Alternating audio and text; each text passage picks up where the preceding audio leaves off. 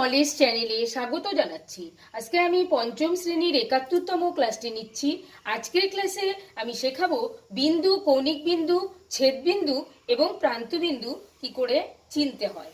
এই চিত্রগুলো থেকে কি কোনটা বিন্দু, কোনটা কৌণিক বিন্দু, প্রান্তবিন্দু এবং ছেদবিন্দু নির্ণয় করতে হবে। তো এগুলো নির্ণয় করার আগে আমাদেরকে শিশুদের শিখিয়ে নিতে হবে এই বিন্দু, কৌণিক বিন্দু, প্রান্তবিন্দু এবং ছেদবিন্দু কাকে বলে। প্রথমে আমরা জেনে নেব বিন্দু কাকে বলে। যার দৈর্ঘ্য, প্রস্থ, উচ্চতা কিছুই নেই, কেবলমাত্র অবস্থান আছে, তাকে বিন্দু বলে। আমি যদি এরকম একটি চিহ্ন এখানে দিয়ে নিই, তাহলে এই চিহ্নটার কিন্তু দৈর্ঘ্য, প্রস্থ, উচ্চতা কিছুই নেই, কিন্তু একটি অবস্থান আছে, একটি জায়গা জুড়ে সে বসে আছে।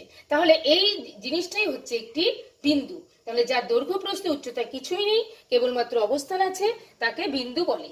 চলে যাচ্ছে কৌণিক বিন্দু।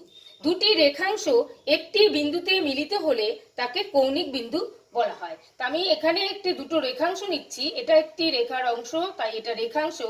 এখানে আমি আরেকটি নিচ্ছি, তাহলে এখানে দুটো রেখাংশ কিন্তু একটি বিন্দুতে মিলিত হয়েছে। এখান থেকে আরেকটা দাগ দিলে এরা কিন্তু তিনটি বিন্দু উৎপন্ন করেছে।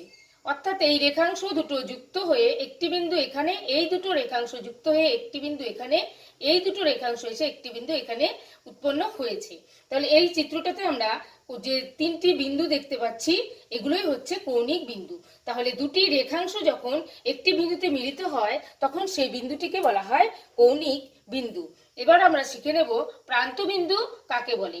কোনো রেখাংশের যে দুটি বিন্দু থাকে তাকে প্রান্তবিন্দু বলে। তো আমরা একটা চিত্র, প্রথমে একটি সরলরেখা দেখে নিচ্ছি। সরলরেখা মানে যে রেখাটা এই উভয় দিকেই প্রসারিত হতে পারে, তাকে কিন্তু সরলরেখা বলা হয়।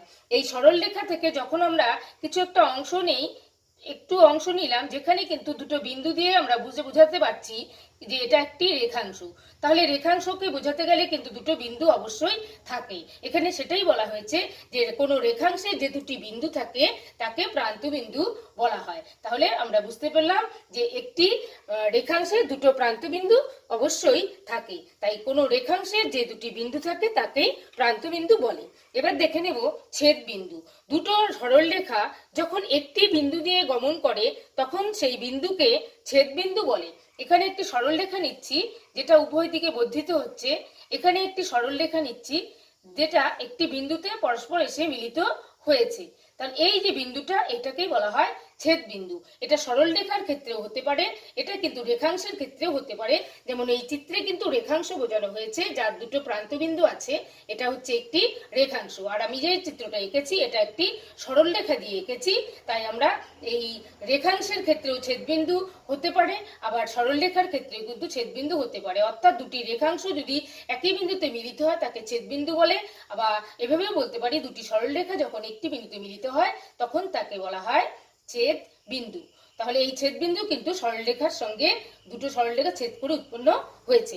এবার আমরা চলে যাব এই চিত্রটা দেখে আমরা বিন্দু কতগুলো আছে তাদের নাম কি, কৌণিক বিন্দুগুলোর নাম, প্রান্তবিন্দুগুলোর নাম এবং ছেদ বিন্দুগুলোর নাম আমাদেরকে এখানে লিখতে হবে। প্রত্যেকটি চিত্র থেকে দেখে বের করে নিয়ে আমাদেরকে এখানে লিখতে হবে। বিন্দুগুলো আমি লিখছি। প্রথম চিত্রে চলে আসলে আই, জে, আর, এল, প্রত্যেকটি হচ্ছে একটি বিন্দু। এগুলো কিন্তু কৌণিক বিন্দু। তাহলে বিন্দু কৌণিক বিন্দু হলেও এখানে বিন্দুর ঘরে কিন্তু সেগুলো থাকবে। আই, জে, আর, এল। এই চিত্রতে যদি চলে আসি, তাহলে এখানে আমরা প্রান্তবিন্দু পাচ্ছি চারটি, এইচ, ই, জি, কমা কমা দিয়ে লিখতে হবে এফ। এখানে একটা ছেদবিন্দু পাচ্ছি, এটাও আমাদের থাকবে।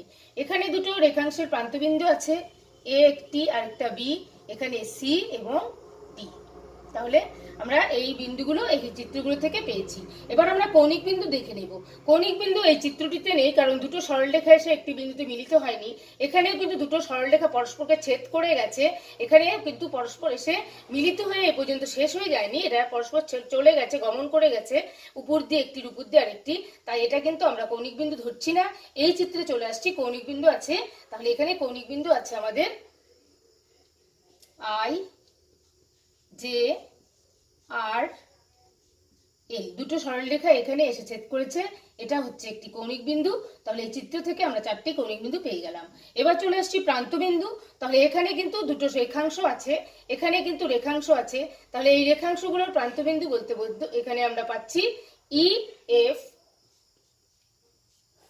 ই কমা এফ কমা এইচ কমা জি। এখানে আমরা প্রান্ত বিন্দু পাচ্ছি এ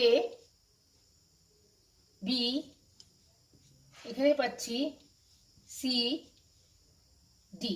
তাহলে আমরা প্রান্তবিন্দু এখান থেকে পেয়ে গেলাম। এই রেখাংশগুলো আমরা পরিষ্কার বুঝতে পারছি, এটা একটি রেখাংশ, এটা একটি রেখাংশ, সেগুলো থেকে প্রান্তবিন্দুগুলো লিখে নিলাম। এবার আমরা ছেদবিন্দু এই চিত্রে একটি পাচ্ছি, যেটা পরস্পরের উপর দিয়ে গমন করে গেছে।